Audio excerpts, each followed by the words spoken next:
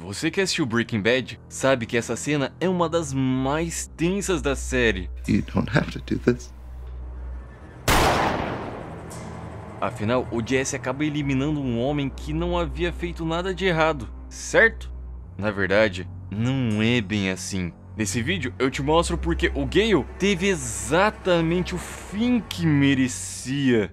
Logo que o Gale aparece pela primeira vez, ele já de cara mostra o quanto poderia ser o parceiro perfeito pro Walter, porque ao contrário do Jesse que mal sabia o que era um cobre e vivia brigando com ele por tudo, Gale tinha mestrado em química, com conhecimento a ponto de fazer um café perfeito só usando alguns equipamentos, e ainda demonstrava uma vontade enorme de aprender com Walter, e por ser alguém obediente que buscava ao máximo ouvir e realizar o trabalho com eficiência, ele não apenas agradou o Walter de cara, como o próprio Gus, já que apesar do Gus se esforçar ao máximo para atrair o Walter, seja contratando o Jesse só para mexer com o ego dele e até o incentivando a ser um homem provedor para a família, mesmo que não aprovassem, a verdade é que ele nunca foi a primeira opção, pois desde o momento que perdeu seu parceiro de forma cruel, Gus precisava encontrar outro químico para construir seu império. Por isso, ele decidiu abrir uma bolsa de estudos com o nome de Maximino Arcinega. Seu antigo companheiro e o vencedor entre 36 concorrentes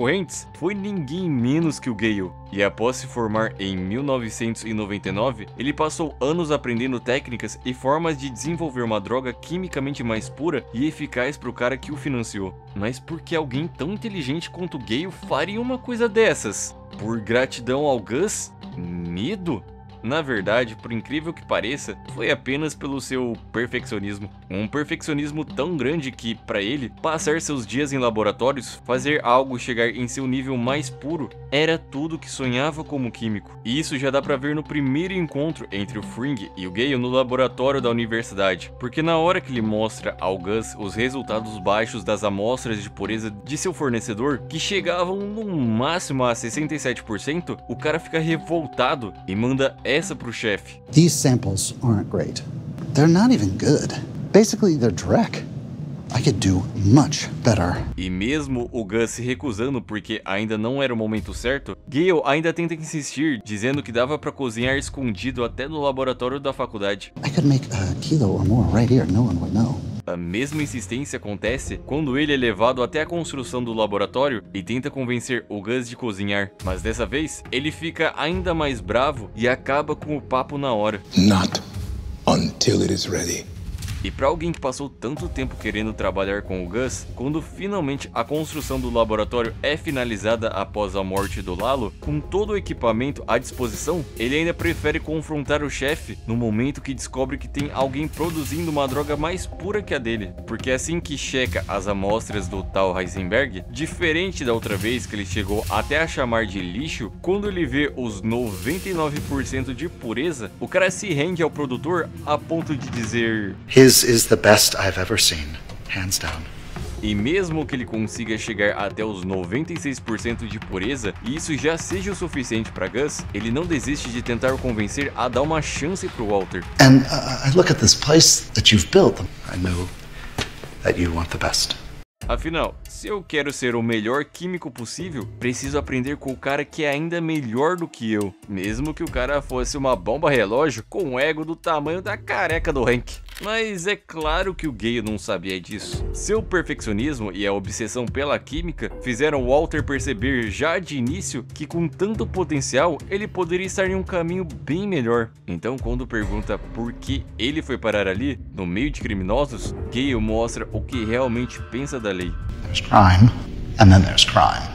I'm definitely a libertarian. Consenting adults want what they want. And if I'm not supplying it, they will get it somewhere else. At least with me, they're getting exactly what they pay for.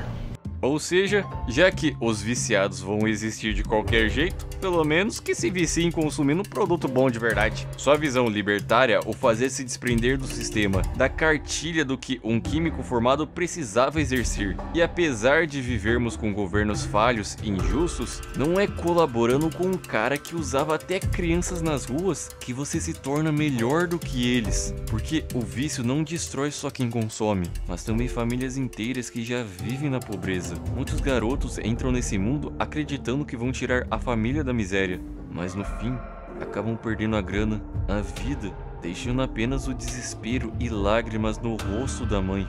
Mas não foi só por seu perfeccionismo e ser contra o sistema que ele não sente culpa em seguir essa vida. O motivo maior está no poema que ele recita a Walter, de Walt Whitman.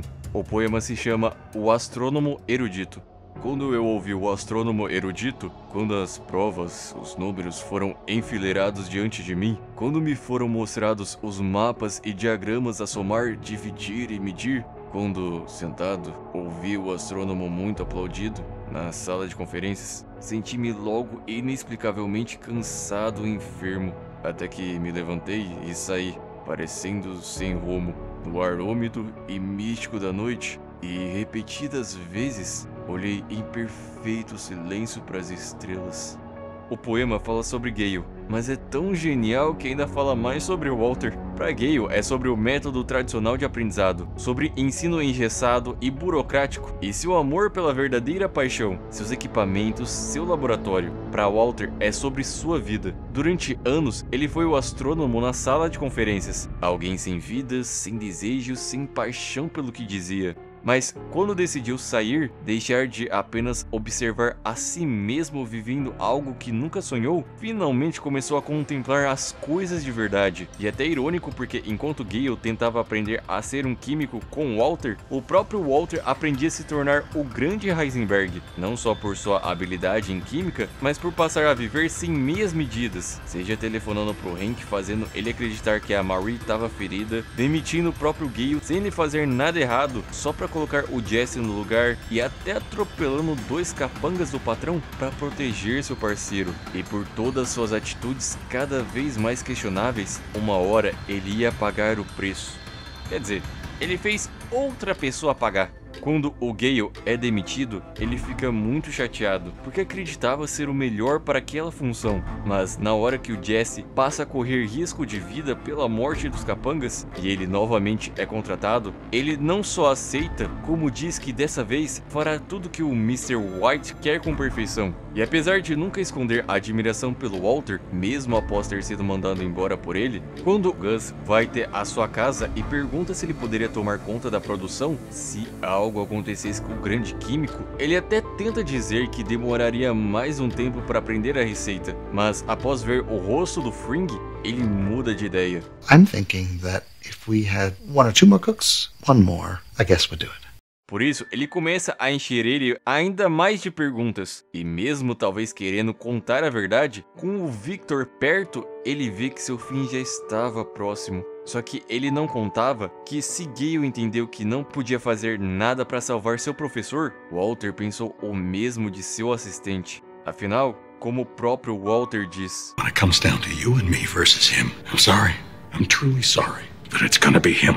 porque quando se está no jogo, não importa se é o grande chefão ou um simples cozinheiro, cada peça corre um risco. E até um peão pode cair se resolver avançar próximo de alguém que nunca deveria ter confiado, pois sua música clássica, seus poemas, seu jeito educado e obediente de ser não o salvam de escolhas ruins. Já que, se nem sua droga era pura como sonhou um dia, como esperar que seu caráter e destino fosse diferente?